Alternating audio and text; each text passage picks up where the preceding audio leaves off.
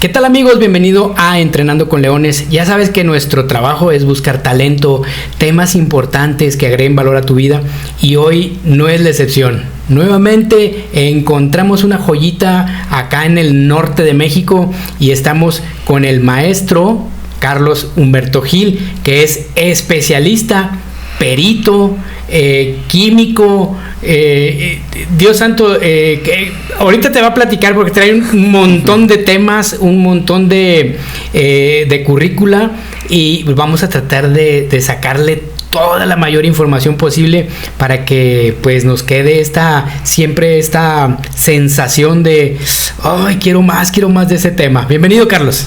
Gracias, muchas gracias, tocayo, qué bueno que me ofreces aquí el espacio. Oye, me llama mucho atención tu currícula, porque empezamos como químico, fármaco, biólogo, y luego como perito legista y detective. Platícame cómo fue ocurriendo todo esto, mi hermano. Fíjate que todo fue medio extraño.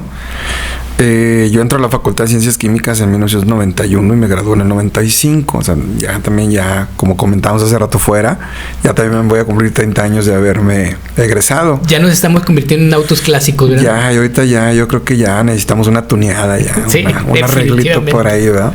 Y fíjate que en ese tiempo me toca pertenecer, yo fui militar en 1989, del 89 al 2001 aproximadamente, y me toca precisamente toparme con el licenciado Marco Antonio Almaguer Certuche en la Escuela de Detectives aquí en Saltillo, que para muchas personas que no lo saben a nivel mundial y a nivel aquí de nuestro país, México, fue la primera escuela de investigación criminal en México. Entonces me tocó entrar a la primera escuela de investigación criminal en el país. Ya después me siento sorprendido con lo que me estás diciendo. Sí, eso es increíble. Yo también me sorprendí mucho cuando me dice una persona, me tocó estar en Acapulco dando un curso ya hace tiempo, y me dice, oiga, ¿es que usted estuvo en tal escuela? Le digo, sí. Dice, es que esa fue la primera escuela a nivel nacional. Hasta ya después empezaron las criminologías, empezaron las escuelas de investigación privada, las de preparación para seguridad. Pero a usted le tocó estar ahí. Le digo, pues hasta ahorita sí he escuchado que era la primera, pero no me lo habían corroborado alguien de otro estado, ¿no? Oye, ¿ya fuiste a Google a checar ese dato? No lo he checado, no sé si está registrado o no. Y si no está, pues hay que acomodarlo, está ¿no? Interesante. Hay que subirlo, porque al ser la primera, yo recuerdo mucho que ese dato me lo han dado ya varias personas, incluso varias personas que estuvieron dentro de la escuela. Dicen, oye, ¿cómo que tú no te enteraste que éramos los primeros? Le dije, pues la verdad no, yo estaba muy chavo en ese tiempo, iba a ver qué aprendía, ¿no? No, ese tiempo, la verdad. Entonces, son partes de la historia que a lo mejor no les tomas tanto en cuenta, sí, hasta después. Y luego, pues ya de ahí te digo, me toca, en el área de la seguridad, me toca aprender lo que es la comunicación no verbal, que hoy se conoce como el lenguaje corporal o detección de mentiras. Me toca eso, y les digo, como te decía hace ratito, tengo el privilegio de ser el primer polígrafo humano en México, y me tocó pues ya empezar a capacitar personas también en esa área.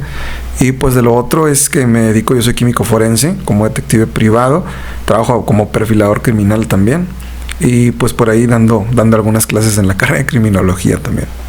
Te voy a hacer una broma porque me viene a la mente así, Carlos, como viene. Oye, ¿cómo hace tu esposa para cuando le preguntas, amor, ¿compraste maquillaje? Y ella te dice, no. Aquí fíjate que me pasó como cuando uno es maestro de artes marciales, que me tocó también un tiempo estudiar artes marciales.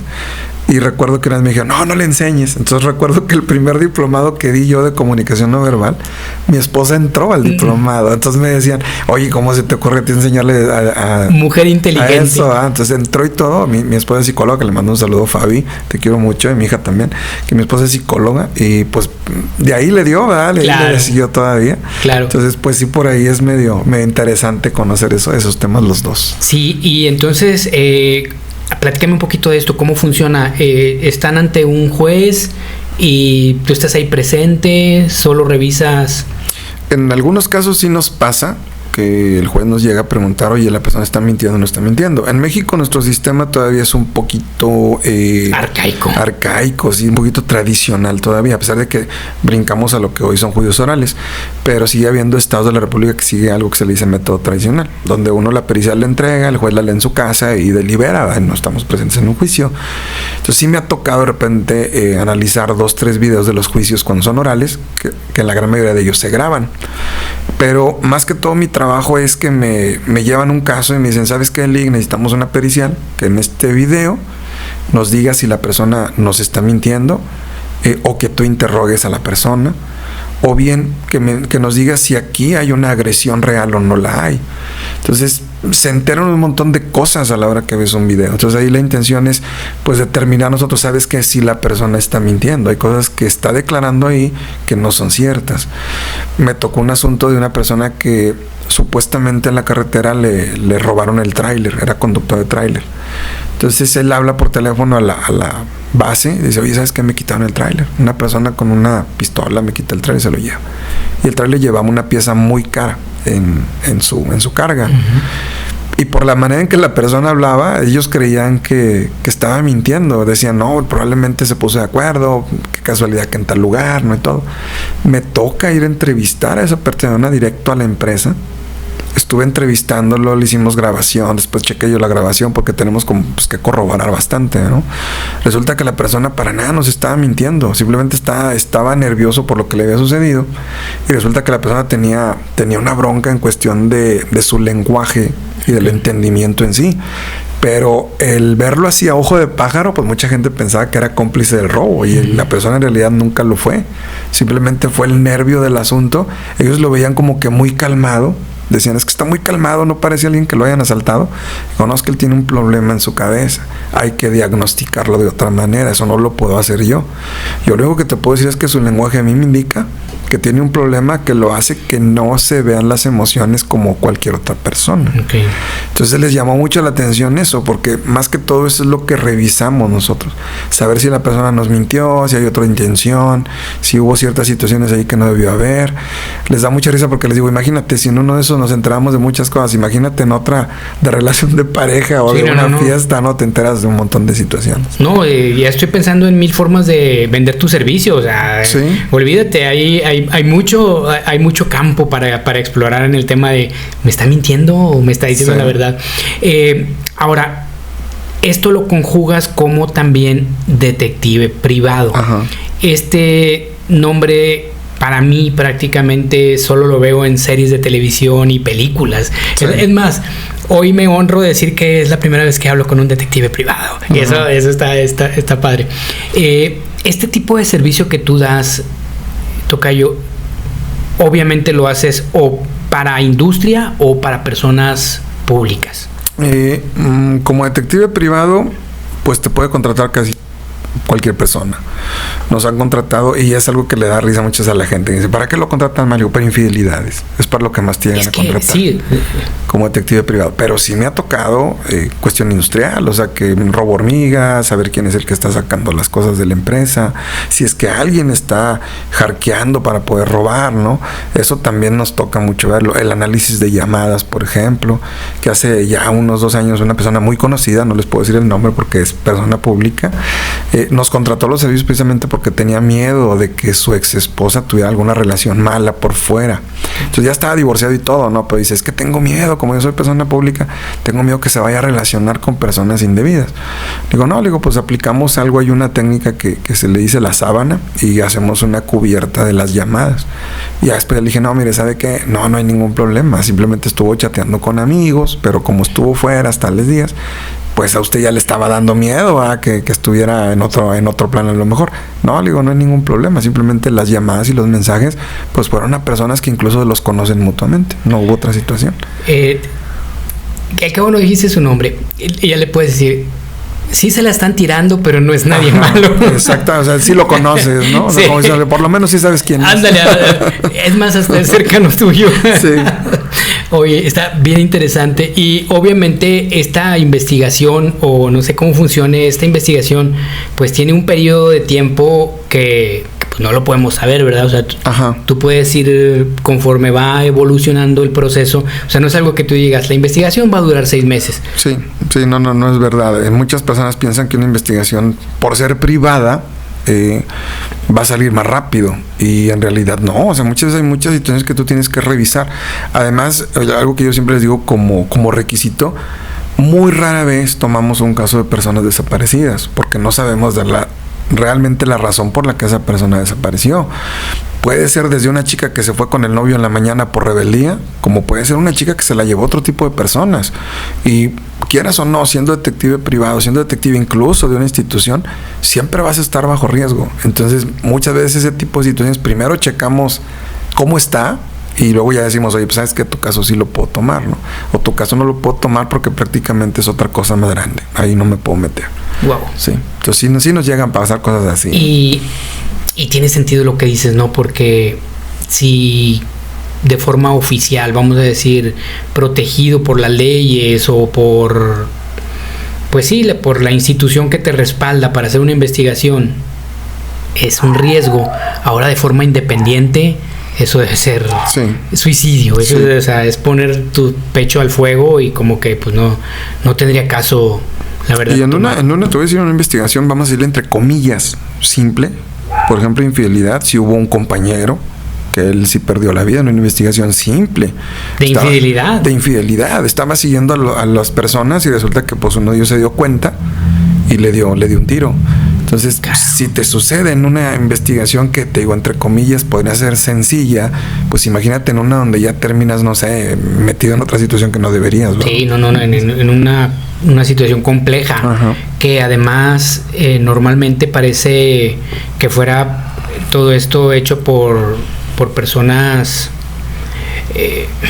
no profesionales, pero desgraciadamente no, o sea, son sumamente profesionales y por eso se llama organizado, ¿verdad? Ajá. Son bastante metódicos, son bastante organizados y te digo, sería poner las balas al fuego incluso por un tercero, por un cliente. Sí. Ahí sí que tú estarías representando doy la vida por mis clientes y como que pues no lo vale.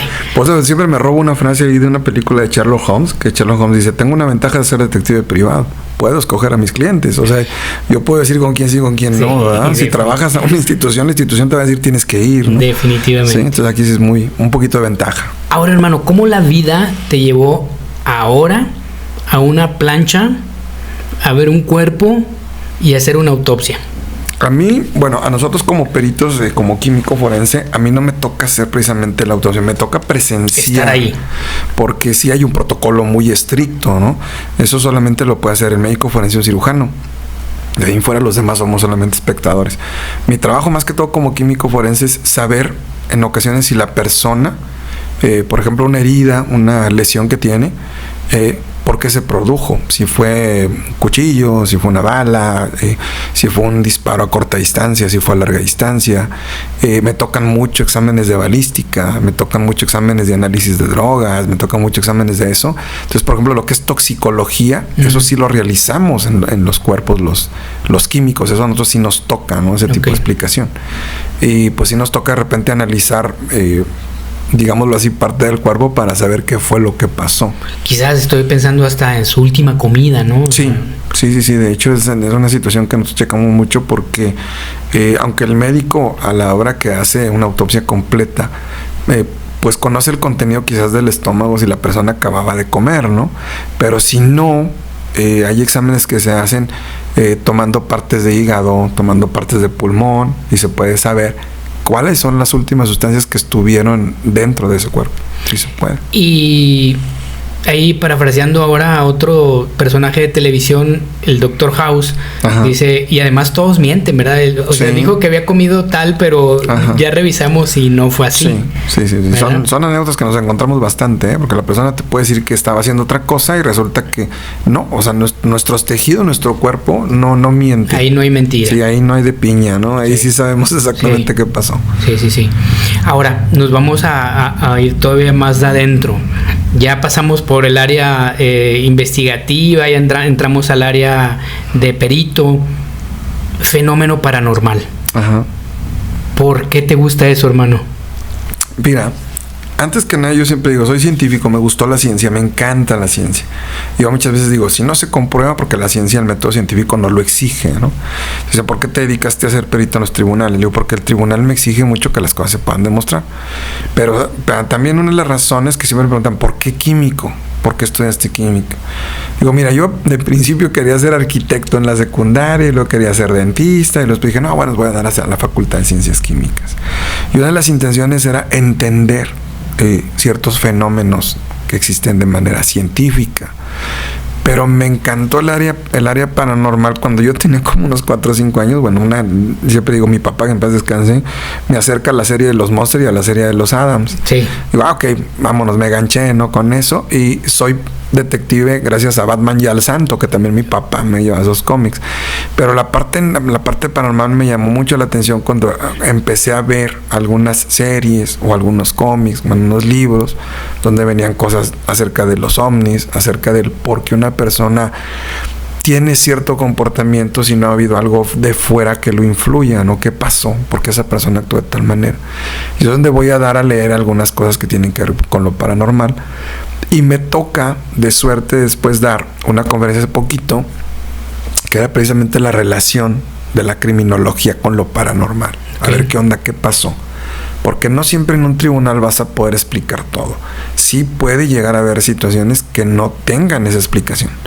Y puede que tú busques toda la lógica posible y no la vas a encontrar. Sí, entonces, son garbanzos de a libra, ¿no? Pero sí te vas a topar con casos como esos. Por eso cuando platicábamos, que yo te decía, me gusta mucho ver el caso de Amityville, mucho, pero yo lo comparo mucho con uno muy cerca que tuvimos en Nuevo León, que fue el caso de Santoy, que es un caso increíblemente parecido, porque en Monterrey sucede que la casa donde esto sucedió prácticamente la desaparecían, se remodeló inmediatamente después de que pasaron los crímenes ahí. Y te digo la relación esta porque la familia Dafeo, cuando sucede esto en Amityville, nunca se encontró una explicación completa. Siempre se adjudicó que este chico había acabado con la vida de su familia por otro tipo de influencias externas. Cuando llega la segunda familia a vivir ahí, dicen, oye, es que aquí pasan cosas, ¿sí? Ahora tenemos que desmenuzar, claro, yo siempre desmenuzo lo que es la exageración y lo que sí es. La segunda familia que llega dice, oye, pues no fue tan exagerado cuando nosotros estuvimos escuchando, viendo, ¿verdad? Pero sí era raro, ¿sí? Ya lo que vemos en Hollywood es increíblemente exagerado, ¿no? Ya es dramatización, ¿no? Pero quienes estuvieron inmiscuidos ahí te dicen, es que la casa algo tiene. Algo había dentro de la casa que sí pudo haber influido en esta persona. Entonces a mí me llama mucho la atención ese caso y el otro. Te voy a decir por qué. Porque una ocasión, por curiosidad, me piden analizar los careos del caso de Santoy. Ok. Pero me toca que hubo personas por internet que me dicen, oiga, ya los analizó, oiga, ya los checó, ya vio si dicen mentiras. Se mostraba demasiado interés. Dije, a ver, vamos a ver. Te empecé a cazar los videos.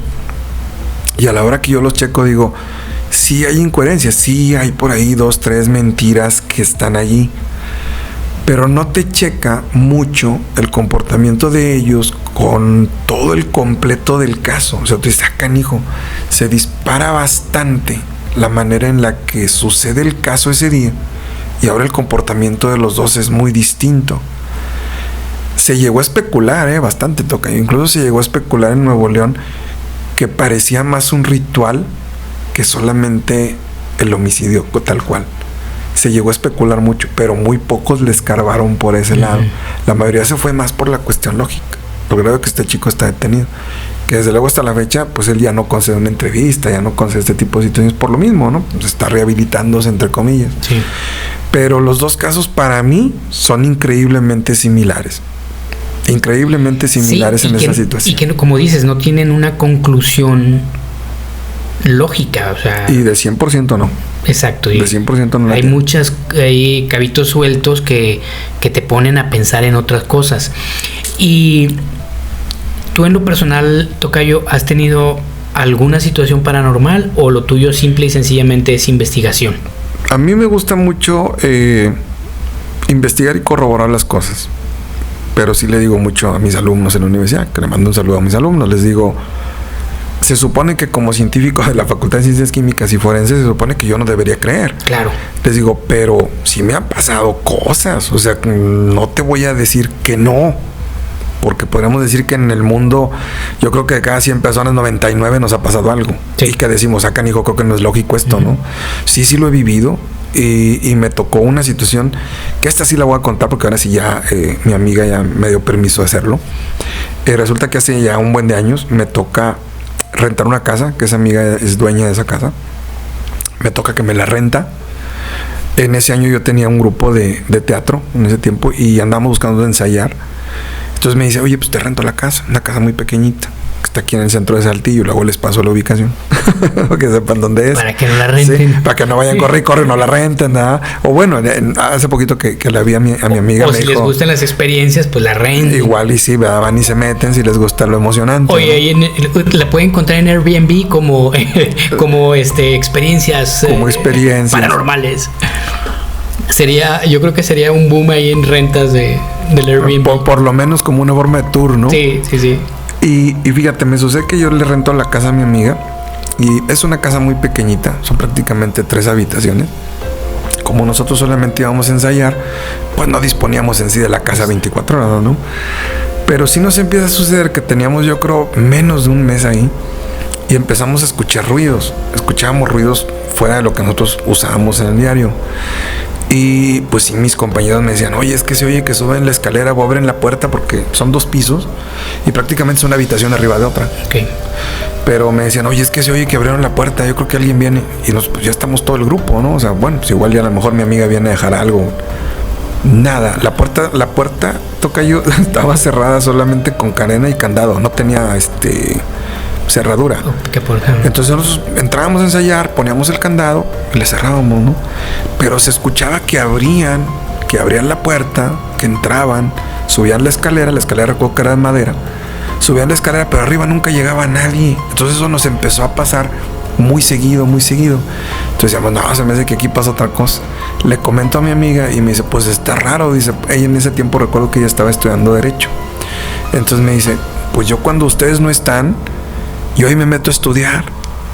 Como la casa estaba sola prácticamente, si yo ahí me meto a estudiar para que no me interrumpa nadie, me aburro de estudiar y cierro la casa y me salgo, ¿no? Y me voy a mi casa de mis papás, que vivía como a 2-3 casas de ahí. Y le digo, pues nosotros hemos oído ruidos y te lo juro que somos muchos como para decir que nomás uno, ¿no? Uh-huh. Porque todos escuchábamos ese ruido, o sea, ya íbamos prácticamente en la habitación de arriba. Empezamos a escuchar esos sonidos. Se empiezan a acrecentar esos sonidos en el paso de los días. Ya después recuerdo que usamos una grabadora de esas grandotas de cassettes para ensayar coreografías. Nos apagaban la grabadora. Empezaron a apagarnos la grabadora. Los focos se nos fundían. Recuerdo que comprábamos focos para poder ensayar de noche. Se nos fundían, nos duraban 1 o 2 días y tronaban. O sea, el foco daba un chispazo muy fuerte y ya no funcionaba. Y mi amiga me decía, es que no hay broncas de luz, la luz funciona muy bien. Pues a nosotros sí nos pasa, ¿no? Y le decíamos, nos pasa esto. Y seguíamos oyendo ruidos, nos apagaban la grabadora. Hubo un día que dijimos, a ver, vamos a quedarnos como si fuera pijamada. Se nos ocurre, ¿verdad? Ese día. Llevamos supuestamente ahí para quedarnos a dormir, almohadas y todo. Llevamos incluso, me acuerdo que ahí íbamos cargando una televisión para poner una película. No te miento, tocayo, no nos dejaron ver nada. ¿Qué ocurrió? Las cobijas nos las movían, para empezar, del lugar. Nos movíamos y las cobijas se desenrollaban o las encontrábamos movidas. Recuerdo que hubo un momento en que un compañero dice, oye, vamos a la vuelta, había una tienda de conveniencia. Dice, vamos a comprar qué cenar y nos regresamos. Dejamos todo ya acomodado para nada más llegar a acostarnos. Salimos, cuando regresamos estaba todo acomodado otra vez y doblado. ¿Quién se había metido? ¿Quién sabe? Porque mi amiga ni siquiera estaba en Saltillo en esa ocasión. Dijimos, canijo, pues está pasando otra cosa, ¿no? Ponemos, como ahorita te comentabas, la videocasetera. Uh-huh. Metemos el cassette, le picamos para empezar a ver la película. Empieza el videocassette a entrar y salir solo, como si estuvieras picándole al control. Dijimos, no, esto ya no es normal. No te hago larga la historia. Terminamos atravesando la Alameda Zaragoza cargando todo, cada quien a su casa, porque no nos quisimos quedar. No, obviamente. Sí. Días después me acuerdo que llevamos a un padre. Ahí cerca está el Santuario de Guadalupe. Uno de los chicos conocía a uno de los padres que estaba ahí. Dijo, no, pues vamos para que pues nos ayudes, ¿no? O sea, todos tenemos esta bronca, ¿no? Ya me fuiste orientando geográficamente. Ya vi la Alameda, ya vi la Basílica, ya más o menos vi el lugar. Por ahí. Entonces, pues el padre muy accesible. Me acuerdo mucho el padre Miguel, se llamaba Miguel. Va y nos visita y todo. Dijo, no hay problema. ¿Hay algún problema si bendigo la casa y rezamos algo? Pues no, ¿verdad? O sea, pues usted sabe, ya le empezamos a platicar, ¿no? Todo lo que llegamos a escuchar. Y recuerdo que él nos da varias hojitas de estas de la misa donde vienen todas las oraciones. Y recuerdo mucho que nos arrebataban las hojas, tocayo. O sea, como delante si alguien... delante padre. Él rezando y las hojas nos las manoteaban. Algo nos tumbaba esas hojas. No había corriente de aire, no... La casa estaba completamente cerrada. De hecho, tenía solamente las ventanas del piso de arriba. ¿Cuál era la reacción del padre? Yo recuerdo que él no paraba de rezar. Cuando acabó de rezar, dijo, aquí está, hay algo aquí. Algo pasó aquí. Recuerdo que él se va y dice, esperemos que ya no pase nada. Si vuelve a suceder, pues bueno, pues platicamos y todo, ¿no?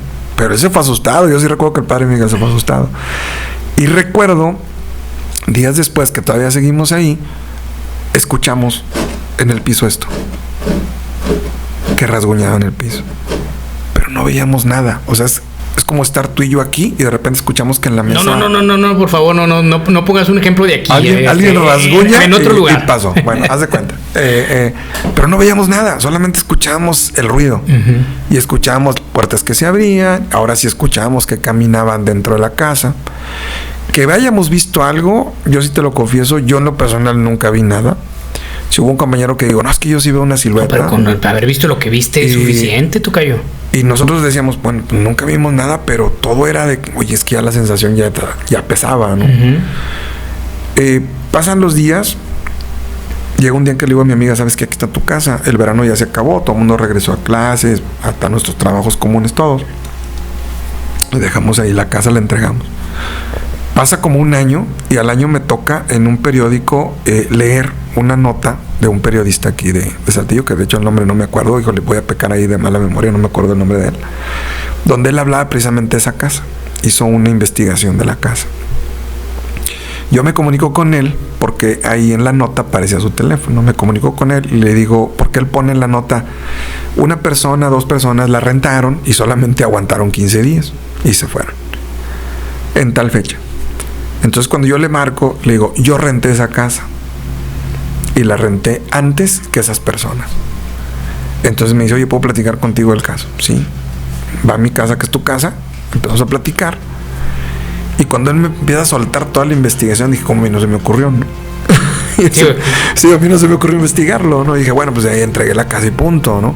Como la familia de mi amiga andaba que querían vender algunas propiedades, y pues a lo mejor la va a vender, pues sabes que aquí está, ¿no? Entonces, ¿qué sucede? Cuando él me empieza a platicar la historia, me dice, mira, en esa casa, en tales fechas, tales años, vivió una persona que hacía trabajos, y hacía trabajos malos, trabajos oscuros. Entonces me dice, ¿sabes qué? Me dice, en este caso, ella vivía con muchos gatos dentro. Si te gusta lo paranormal, tocayo, ¿eh? Sí. Es Chucky. Sí, no hay problema. Es mi... Traes el sonido de Chucky en el teléfono. Sí, mi hija es fan de Chucky y lo traigo por eso. Sí. Bueno, entonces fíjate, me sucede que empiezo a platicar con él, me empieza a platicar el caso y me dice, es que ahí vivió una persona que hacía esto. Y se le conocía como Lupe la Chueca. Dice, Lupe la Chueca siempre caminó con bastón y hacía ruido con bastón. Y vivió en su casa con muchos gatos, tenía muchos gatos. Y cuando ella fallece de un infarto dentro de la casa. Y supuestamente dejó cosas allí todavía. O sea, trabajos a medias, cosas que hacía la señora, ¿no? Supuestamente las dejó, pues la casa se vacía, se vende y pues ya no había prácticamente nada de ella. Los ruidos que ustedes escucharon se relacionan con cómo sonaba el bastón de Lupe la Chueca cuando llegaba, cerraba la casa y subía la escalera. Y yo recuerdo que le digo, sí, nosotros escuchábamos como si subiera alguien con tacones. Y dice, no eran tacones, era el bastón de la persona, lo que sonaba, porque todo el barrio sabía que a ciertas horas ella salía y se iba a los panteones que están dando la vuelta a la calle del Lerdo. Y a los panteoneros iba y pues les pagaba una cantidad por dejarle entrar a los panteones y sacar tierra o cosas que utilizaba en sus trabajos. Entonces dice, pues en las noches, 2, 3 de la mañana que ella regresaba, lo único que se oía en la calle era el bastón. Subía la escalera de madera, que recuerdo una escalera de madera viejísima. Uh-huh. Y dice, la escalera lo que se escuchaba era el bastón de Lupe la Chueca. Dice, los rasguños que ustedes escucharon eran los gatos que tenía Lupe la Chueca. Las puertas que ustedes oían era cuando ella llegaba a esas horas. Y hubo una anécdota que él me comenta, fíjate, esta nunca le he contado. Él me dice, no me vas a negar esto. ¿a qué hora entraban ustedes a ensayar? Digo, entrábamos entre 4 o 5 de la tarde. Dice, yo te aseguro que esa puerta sonaba como a eso de las 7 de la tarde. Ustedes tenían ahí ratito, a las 7 de la tarde sonaba. Digo, sí, es exactamente la hora que nosotros escuchábamos que la cadena la quitaban y la puerta la abrían. Dice, bueno, esa era la hora en la que ella llegaba a merendar. Merendaba, hacía tiempo, se hacía de noche y luego ya salía a recorrer los panteones a comprar lo que necesitaba. Dice, entonces eso ahí se quedó todo. Yo me acuerdo que me quedé así y dije, un día le tengo que contar a mis compañeros todo este asunto, ¿no? Porque después de ese tiempo, pues ya no nos juntábamos igual, empezamos cada quien ya con otro tipo de actividades, ¿no? Pero cuando salió todo el asunto así completo, dije, oye, sí pasan cosas que una explicación no la tienen tan lógica, ¿no? Sí, tiene sentido. Y me encanta cómo te ocurre desde, y lo puedes ver tú el fenómeno desde el, me encanta en el del tema científico, ¿no? En esta forma que tenemos escéptica todos los seres humanos de lo que no entendemos y tratamos de buscar la explicación a algo, y pues la ciencia a eso se dedica. Pero definitivamente llega un momento en que ese patrón se rompe y ahora sí, a ver quién nos puede explicar esto, ¿no? De ahí nace la metafísica incluso, o sea, cosas que ya no tienen explicación, que ya la ciencia llegó a un límite y que todavía hay mucho más por escarbar, pero que pues todavía, es más, incluso yo me estaría tentado a decir que aún estamos en pañales, tocayo, no sé si estarás de acuerdo. A mí hay algo que me encanta de la ciencia, hay dos frases de la ciencia, o dos, vamos a decir dos, no sé cómo decirlo, postulado. Una es que la ciencia admite que no tiene la verdad absoluta, y la segunda es, la ciencia no es absoluta, porque quizás hoy algo que yo investigué y doy por certeza que así es, resulta que a la hora que se estudia más, no era como tú creías que era, ¿sí? Por eso es que en esas profesiones donde nosotros utilizamos una metodología, siempre te tienes que estar actualizando, y es por lo mismo, porque no es absoluto. Entonces ahí mismo es donde cabe todas estas situaciones que tú dices, no hay una explicación lógica porque todavía no la tenemos. Cierto. ¿Sí? Y si hay una dimensión por ahí más avanzada o una tecnología, yo iba a decir una comunidad más avanzada que la nuestra, pues definitivamente nos han de ver como nosotros vemos a los cavernícolas, ¿no? O sea, a decir, mira, estos todavía traen audífono y micrófono, todavía hablan, o sea, todavía no saben que se pueden comunicar telepáticamente, o sea, cosas que actualmente, por eso digo, yo siento que estamos en pañales y que, iba a decir poco a poco, pero yo creo que ya va muy acelerado el asunto, vamos a ir descubriendo cosas nuevas, paradigmas que se van a ir rompiendo, cosas que estaban atrapadas en el tema religión y que estaba ahí no asomen la cabeza de la caja, ahí quédense, y vamos a ir encontrando que hay cosas más allá en la cueva, ¿no? Más allá de lo que nosotros esperábamos. Y eso es lo que siento que tú has ido analizando, investigando, y le has dado profundidad al caso, al tema, y me parece muy importante. Ahora, cuando tú tomas un caso, luego tienes oportunidad de contarlo, o legalmente tú no puedes contar nada de lo que ves. Por lo general, por cuestiones debemos decir de instrucción, si se puede, pero lo que buscamos es omitir pues nombres generales, lugares, ¿no? Y específicos. Sí podemos, cuando es cuestión privada, cuando es cuestión como perito privado en un tribunal y que existe un acta escrita ante un juez, no podemos hablar de ese caso hasta que no esté completamente cerrado. O que ya esté consignada una persona. Por ejemplo, me ha tocado ir a pesar, por ejemplo, estupefacientes, y la persona todavía está detenida. Entonces me dicen, oye, desde el caso no se puede hablar todavía. O sea, a lo mejor puedo explicar en una clase, mira, se pesa de tal manera, ¿no? Pero yo no te puedo decir, mira, en el caso fulano de tal fecha, tal día, con fulanito, pasó esto. No lo podemos hacer todavía mientras siga abierto. ¿Por qué? Porque hay muchas partes en la legalidad que protegen esa discreción.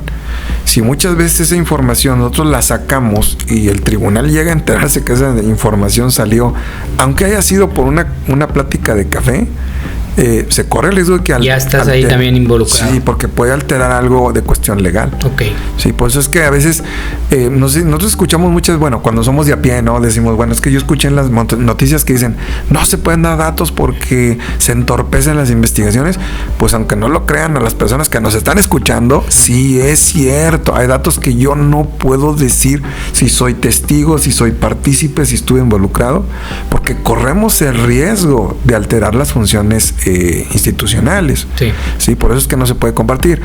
Pero cuando, por ejemplo, se nos dice, ¿sabes qué? El caso ya está cerrado completo, ya se puede tratar. Ok, incluso me haces pensar hasta en las noticias. A mí me cae súper gordo eso que Carlos N. y yo, o sea, ¿quién es? Pues digan, pero es precisamente precisamente por eso. Para eso, para no poner en riesgo el tema de investigación. Exacto. Que se vaya a alterar por alguna forma. Y la ya otra, que lo identificaron. Ahí te va, fíjate que esto lo establece Derechos Humanos hace como unos 10 años. No me quiero equivocar la fecha. Porque antes sí te decían todo quién era. Exacto. Ellos lo establecieron por seguridad también de la persona, porque muchas veces al distribuir una identidad se corre el riesgo de que esa persona, aunque esté detenida, aunque haya cometido un delito, también lo estás poniendo en cierto riesgo. Uh-huh. Entonces, eso también, por eso se estipuló que no se ponga el nombre completo, okay. ¿no? Ok, y sobre todo que todavía no ha sido encontrado culpable, ¿no? Y imagínate, tú ya lo pusiste con nombre y apellido, ya le fueron y le quemaron la casa y luego a la semana dicen, no, fíjense que él no fue, ya le desgraciaste la vida. Sí, o simplemente la persona, porque sí nos ha tocado, nos ha tocado palmos de narices con algunos casos en los que la persona, yo siempre les digo esta regla a mis alumnos, todo puede apuntar a que una persona es culpable y luego resulta que no lo es. Todo puede estar ahí. Sí, como esas películas que al final viene un giro completo. Fíjate, hay un caso muy padre que yo les pongo bastante, que es el caso de Michael Jackson, que les digo, cuando ya se hizo la perfilación completa de Michael Jackson, se llegó a los mismos tribunales, sabes que este cuate no era lo que creíamos que era, y nosotros ya teníamos casi 20 años acusándolo de todo, ¿no? Eso puede suceder en un caso en cualquier parte. Ese es un caso bien interesante. La verdad es que yo no sé en qué ha concluido, Tocayo, pero creo que hasta últimamente se volvió a abrir el caso porque el médico de envenenamiento, creo, se le está acusando o algo así. Sí, el médico fue porque el medicamento que puso no estaba él especializado en esa área. Eso lo hizo errar mucho las medidas del medicamento que le inyectaba Michael Jackson. Uh-huh. Existen especialidades, una de ellas es la de los anestesistas, que mucha gente no sabe que existen médicos especializados en anestesia. Sí. Entonces, en este caso, este cuate no, creo que era médico general, algo así. Dijo, pues a ver qué tal me sale, y nada, que se va despachando a la estrella más grande del mundo en ese tiempo, ¿no? Sí, y que incluso tenía un tiempo, creo, administrándose el producto, ¿no? O sea, como que ya se le había hecho vicio al amigo y este cuate era el que pues no sé, lo inducía, no sé cómo se dice, pero pues era el que le administraba el medicamento, ¿no? Y por eso hoy creo que también están juzgándolo, no sé cómo está el rollo, pero definitivamente ahora todas esas muertes de celebridades también están súper, no sé si sea un cliché, pero están súper, siempre misteriosas, siempre son raras. Yolanda Saldívar, que está por salir, que si eran amantes y que si no, y entonces hay un montón de líneas diferentes que te ponen en duda completa de por qué fue la razón o si realmente fue. Hay un caso que a mí me gusta mucho leer, que es el caso de Marilyn Monroe, que siempre estuvo bajo la lupa de que probablemente sabía cosas que otras personas no. Y una de las principales que siempre se ha documentado es que tenía algo que ver con el presidente, ¿no? Kennedy, ¿no? Pero nosotros decimos, bueno, pero ¿qué presidente no ha tenido algo que ver con alguien? Que no se sepa es otra cosa, ¿no? En México por lo menos se sabe, ¿no? Que se suben a la presidencia y luego se casan con una vedette, ¿no? Ya es que a nosotros nos tocó mucho ver eso, ¿no? Pero allá en el caso de los norteamericanos es muy dado a especular bastante en esto. Y la última teoría que a mí me tocó leer, de hecho hace días, habla de que Marilyn Monroe sabía mucho acerca de lo que pasaba en lo que hoy conocemos como Área 51. Entonces se había enterado supuestamente de algunos documentos que estaban ahí y que incluso le habían permitido leerlos. Pero cuando supieron que pues ella sabía, que los había leído y que no es una celebridad, tiene ciertas broncas, tiene ciertos problemas de cuestión emocional, pues sabes que aguas, no va a ser que lo riegue, ¿no? Y a lo mejor de adicción, ¿no? Porque también Hollywood y las drogas pues eran... Sí, Hollywood es muy común. Y dijeran, bueno, siguen siendo, pues como que van de la mano, ¿no? Todos los vicios. Y ahí se le se le toma como suicidio, ¿no? Sí, a Marilyn Monroe siempre se le tomó como suicidio, ni siquiera como sobredosis, ¿no? Que siempre bueno, también se le dice sobredosis cuando a la persona se le pasa cierto tipo de droga, ¿no? Pero aquí en este caso no se le pudo dar como sobredosis médica, o sea que ella se hubiera tomado un medicamento de más, medicamento controlado y le haya hecho daño, ¿no? Hasta la fecha siempre se catalogó como suicidio. Como suicidio. Siempre. Oye, Tocayo, y por ejemplo, en el área paranormal, yo soy un ignorante total de esto. Sé que hay, o por lo menos es lo que puedo observar, diferentes como áreas. Desde los fantasmas y las leyendas, los chamanes, los que hablaban ayer, duendes y los de allá del sur, ¿cómo se llaman? Cheneques. O chaneques. Cheneques. Y luego está el fenómeno ovni, el extraterrestre, y luego está el dimensional. Los multiversos y todo este rollo. A ti, de todo el fenómeno, ¿cuál es donde sientes tú que esta es la área que más me apasiona? Fíjate que yo le digo a mi mujer, yo le digo mucho a mi mujer, le digo, un fantasma no me daría miedo, verlo no me daría miedo, porque yo podría decir, bueno, me voy a la base, ¿no? Yo podría decir, a lo mejor es un ser querido que anda aquí traveseando, ¿no? A mí me daría miedo un extraterrestre, me daría más miedo que un fantasma. Porque ahí sí de plano no sé qué es, no sé a qué viene, no sé qué quiere, no sé qué funciones tenga, no sé qué quiere hacer conmigo, ¿no? Ahí les digo, ahí a mí sí me daría miedo. Y ahí sí tengo una experiencia, una sola, ¿no? Ahí sí a ver ese expediente. Ahí sí me tocó una, hace ya un buen de tiempo, me acuerdo que yo estuve en preparatoria y me toca trabajar en obras públicas. Estaba bien chavito, yo tenía como 16, 17 años y andábamos metiendo el drenaje por lo que conocemos ahora como el Parque de Carranza, al sur. Y me toca por calle de Obregón, estaba toda la zanja abierta y estaban pues todos los albañiles metiendo lo que era drenaje. Y recuerdo que 2 primos míos y yo trabajábamos de aguadores, nos tocaba andar toda la mañana llevándole agua a los trabajadores, ¿no? De repente un día, como a eso de la 1, 2 de la tarde, acercándonos casi a la hora de comer, no sé, un poquito antes de la 1, venía yo repartiendo agua y de repente veo que estaban todos en la calle de Obregón sin hacer nada. Y me toca ver que todos estaban viendo hacia donde está hoy en día el Cristo de las Galeras. Voy y me paro con ellos y digo, pues, ¿qué están viendo, no? Y a mí uno de ellos decía, es que mira, me decían Carlitos porque pues me veían más joven que todo, ¿no? Me dice, mira Carlitos, lo que está ahí parado.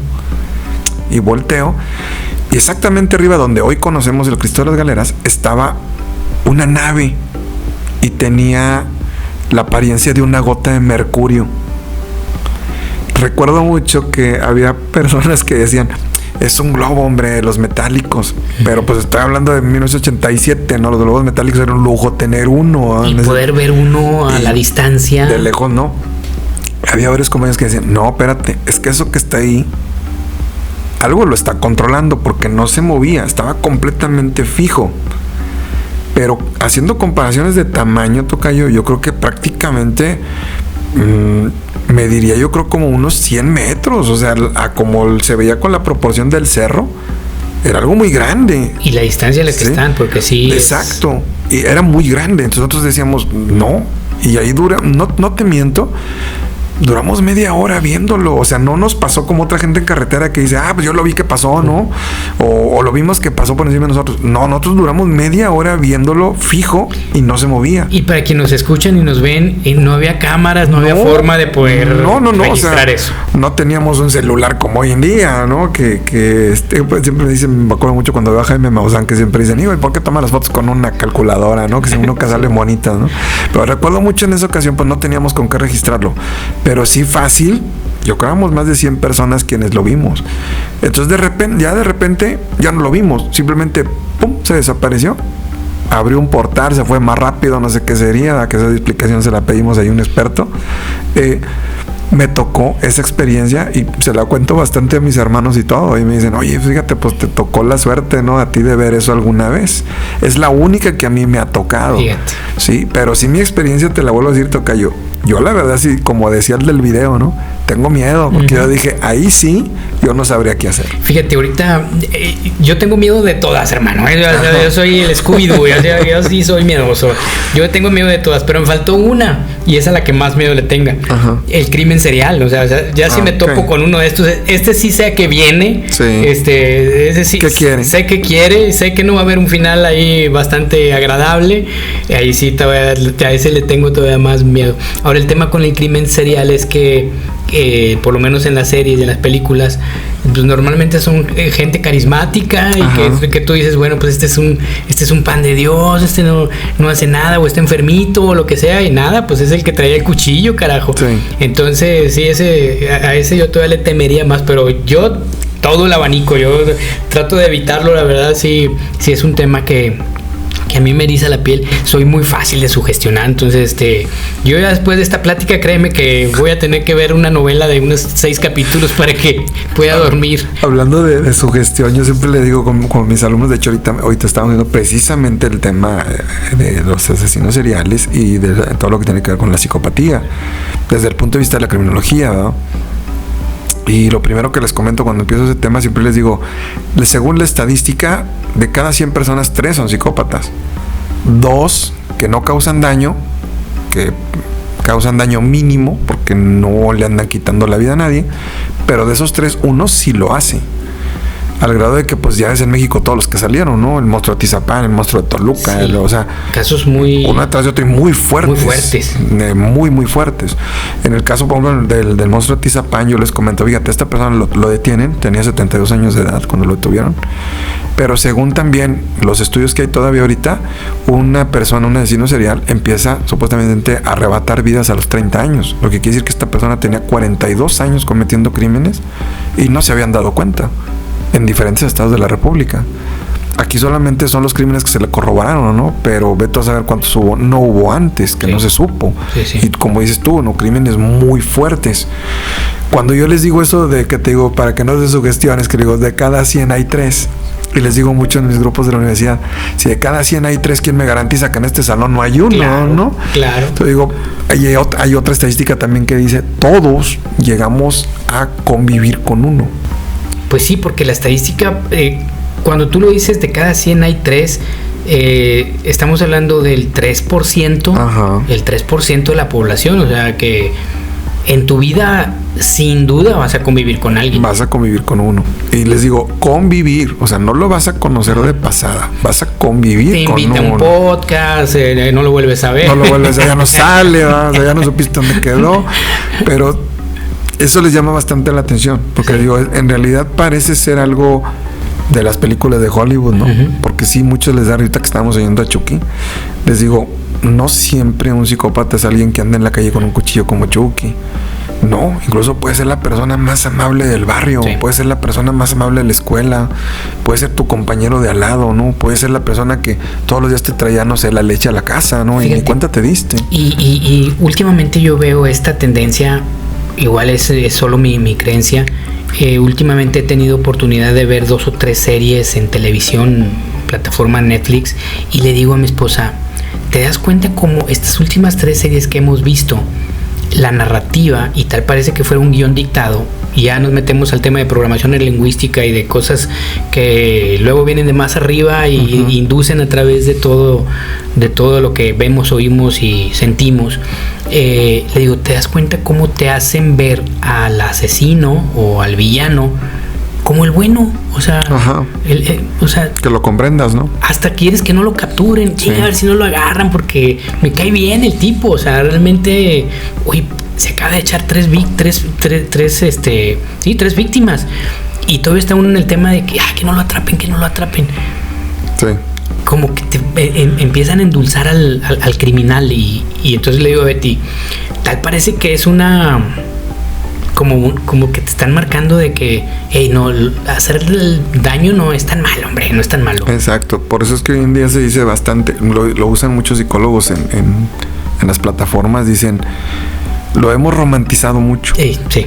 Y eso hace que tú creas que si tú lo romantizas, esa persona te va a romantizar a ti.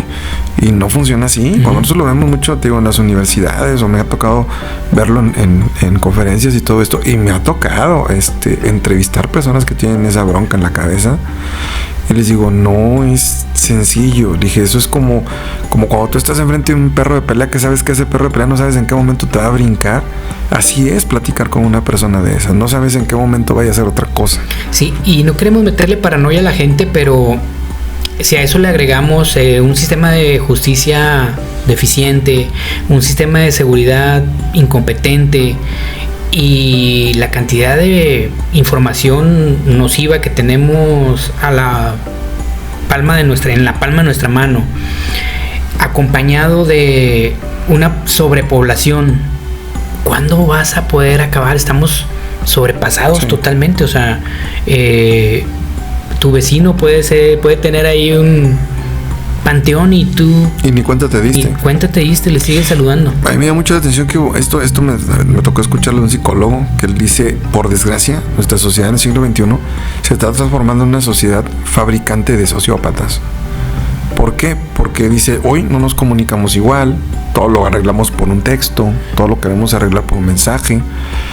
Hoy les digo, le da risa a los chicos porque les digo, ustedes hoy una relación de pareja la terminan por WhatsApp. Sí. Ya no se citan en un lugar para terminar una relación o para comenzarla. La comienzan con textos. Y eso hace que se pierda la empatía bastante. Entonces, si estas personas que cometen ese tipo de delitos, lo que menos tienen es empatía. Sí. Entonces, estamos generando otros aprendiendo a hacerlo. Está bien cañón. Entonces, sí tenemos una sociedad ahorita que, y más aparte, toca yo la información que nosotros damos. Somos muy dados ahora a soltar información muy fácil. Sí, ciertamente. Sí. Por cierto, este podcast solo es una conversación, no lo tome usted como estadística. No lo tome literal. No es una clase ni nada, es una charla únicamente. Oye, por ejemplo, en este tipo de dices de información, a mí no tengo el dato, pero cuando lo vi, la verdad que cuando lo vi me sorprendió tanto. No tengo el número de personas desaparecidas diariamente alrededor del mundo. Ya no nos vamos al tema de México y la 4T, no. En el mundo en general. En el mundo completo. La cantidad de personas desaparecidas y que no encuentras nunca es monstruosa. O sea, estás hablando de ciudades completas que se desaparecen y que no hay una explicación. O sea, esto es fuera de los que pues lo mataron y lo encontraron. No. Esto no se supo qué le pasó. La cantidad es impresionante. Y luego la cantidad de niños de esa población es sumamente alta. O sea, ahí dices, aquí está pasando algo. O sea, definitivamente aquí hay algo, y meterte ya en eso también es lo que decías, son temas álgidos que nadie quiere tocar, que como sociedad ni siquiera queremos hablar, nos duele y al mismo tiempo tenemos temor. Y entonces se quedan ahí, y no estás hablando de este año, estás hablando de que esto ha ocurrido, es parte de la historia del mundo quizás. Y pues ahí entre el fenómeno, entra pues mil cosas, ¿no? Oye, el simple hecho de nosotros llegar en México a tener las madres buscadoras, el llegar a tener equipos de personas que son prácticamente particulares, que desde luego muchas están muy bien respaldadas por autoridades, porque sí me ha tocado, ¿no?, ver que están respaldadas por autoridades. Pero lo que comentas tú da miedo, o sea, da miedo la situación en la que tú dices, oye, pero mi familiar nunca lo encontré. Y hoy el dilema es, tocayo, que nos ha tocado a mi vecina, o sea, le desapareció fulanito y ya no lo encontró. Sí. O sea, ya no es algo que tú veías en las noticias, o sea, ahora ya en la puerta al lado de tu casa, día a día, ya pasó. Y al vecino común. Y otra cosa también que es evidente, por lo menos en México, es que inmediatamente lo tachamos a la delincuencia, ¿no? O sea, como que ya toda la culpa siempre va a ser de la delincuencia. Pero pues a lo mejor estamos metiendo manzanas donde hay peras, y a lo mejor la delincuencia ni tiene nada que ver y hay otra fuga por acá. Esto, por ejemplo, que últimamente ha salido también a nivel mundial, de Hollywood y sus rituales y de cosas que están sacadas de un libro de terror, exactamente, de ciencia ficción completa, pero y eso es lo que apenas se logra saber. Dios santo, lo que está ahí, que no se puede tocar porque dañas a personas poderosas. Entonces vivimos la verdad que en un mundo complicado.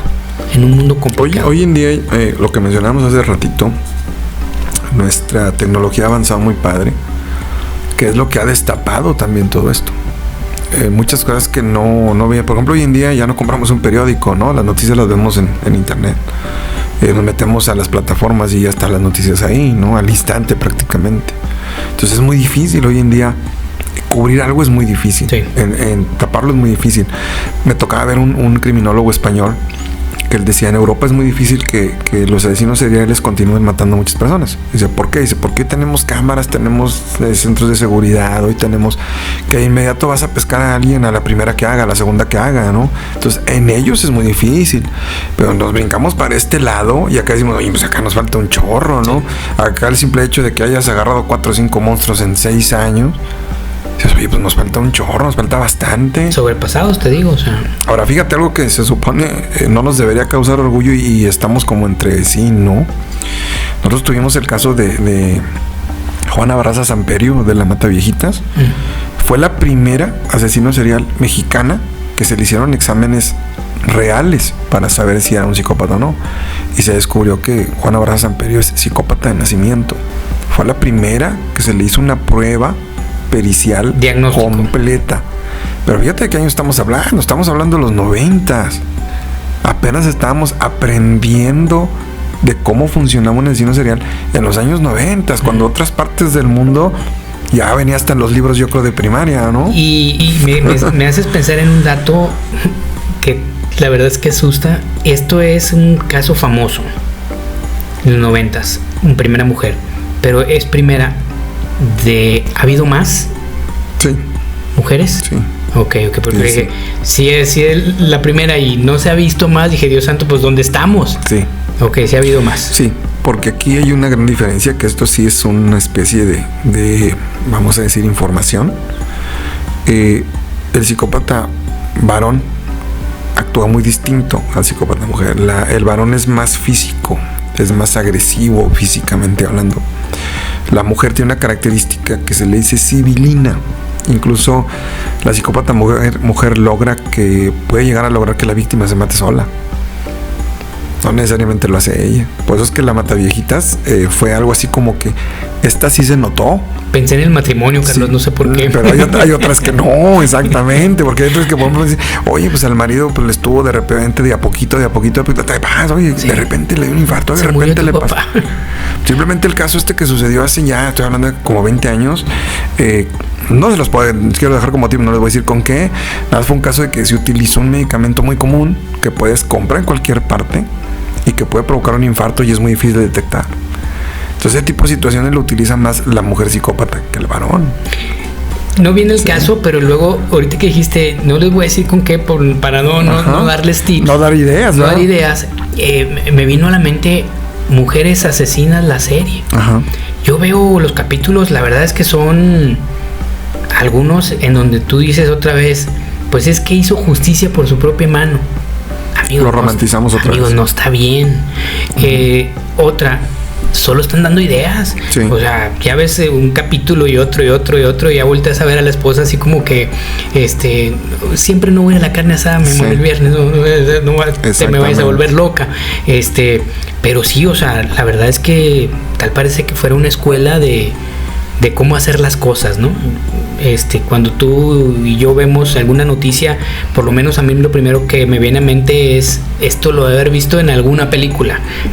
Ya entra el chamaquito en los Estados Unidos con un rifle y pues, es que lo vio en una película, lo vio en un videojuego, además su situación emocional súper quebrada, sí, tuvo un conflicto y ahí va con el arma, ¿no? Entonces dices, pues parece que los medios masivos nos están entrenando o programando para cometer el delito. Sí.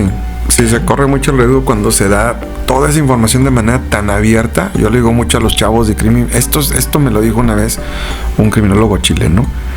Dice, a todo esto que nosotros aprendemos en estas carreras se les dice información sensible. O sea, quiere decir, no cualquier persona la puede recibir. porque mucha es demasiado específica, ¿no? No se la puedes enseñar a cualquier persona.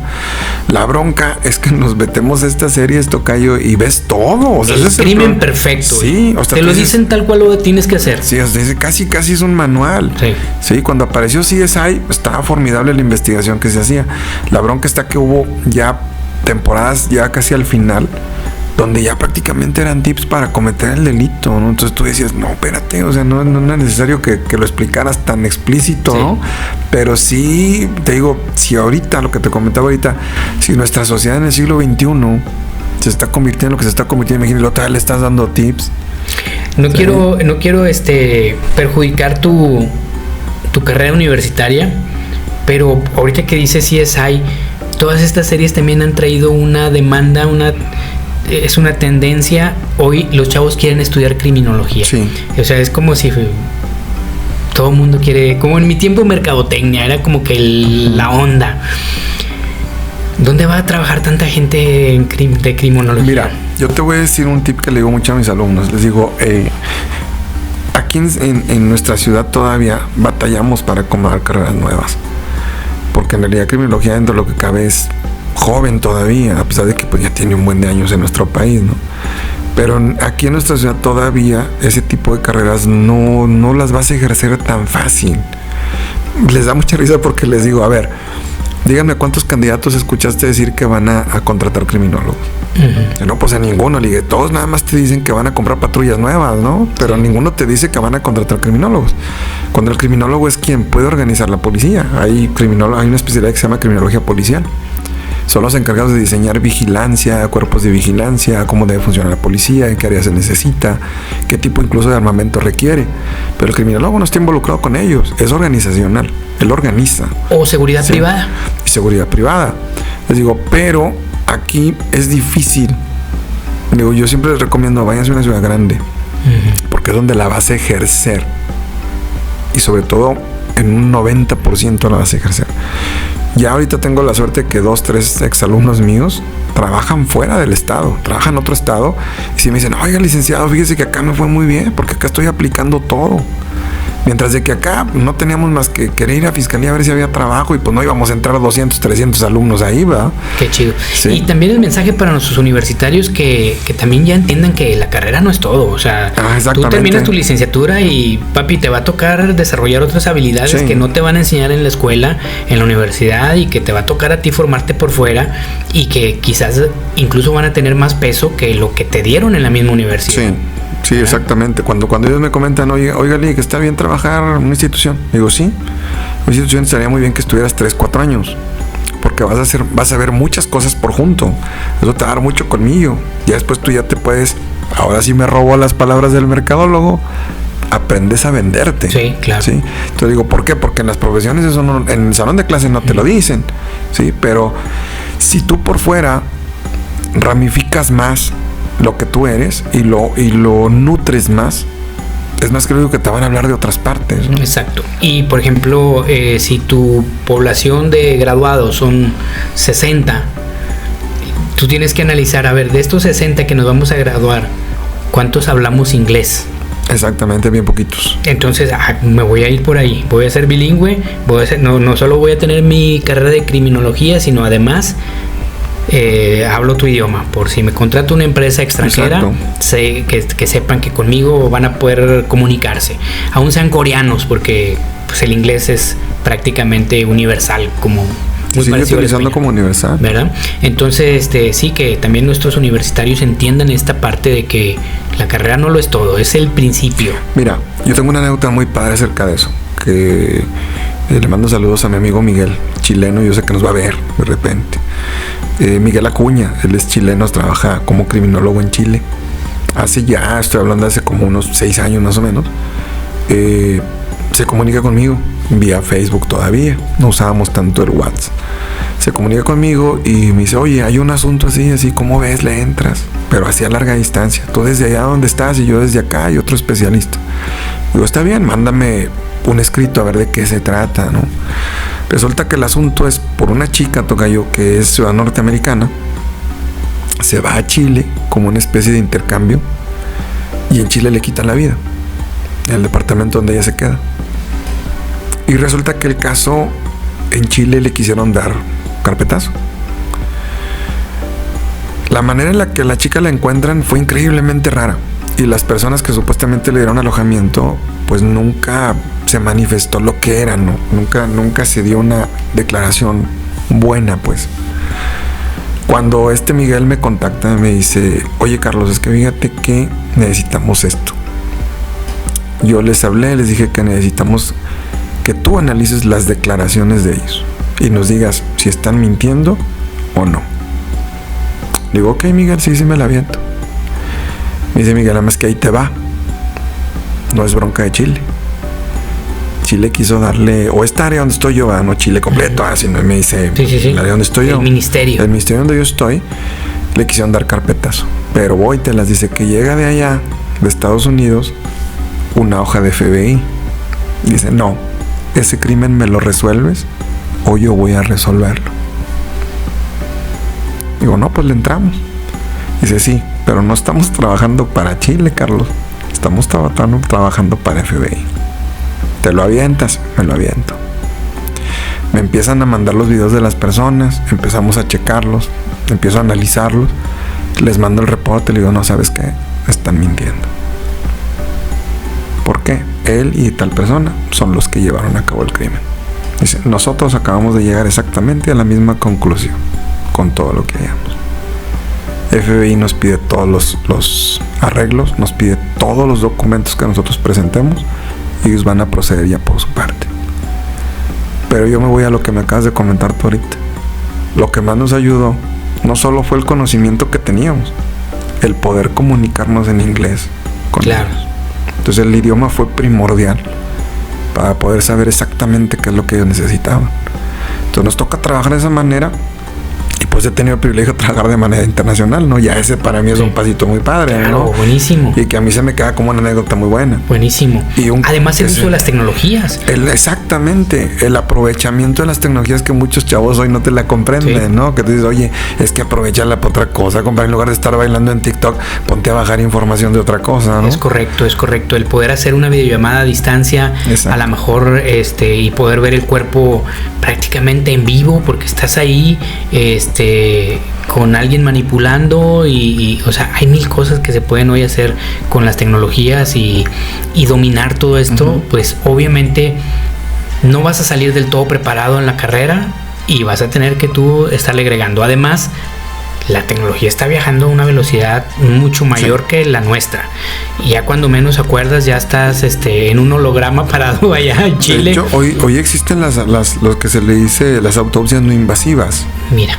Y que se hacen con los TACs. Okay. O sea, utilizamos el TAC para detectar tumoraciones. Pero hoy en día que ya se tiene un TAC mucho más exacto, con mucho mayor resolución, ya no tienes que abrir un cuerpo, o sea, ya solamente lo pones, lo pasas a la máquina y pum, se escanea y ya lo obtuviste. Y a distancia puedes decir. Y a distancia, bien padre. Entonces les digo, eso es lo interesante de la tecnología. Ese es el futuro. Tocayo, no me resta más que agradecerte. Nos dejas, que habíamos dicho eso, nos dejas bien picaditos, así sacamos el hilito, porque yo estoy pensando en, no sé, el crímenes y la IA, el ciberespacio.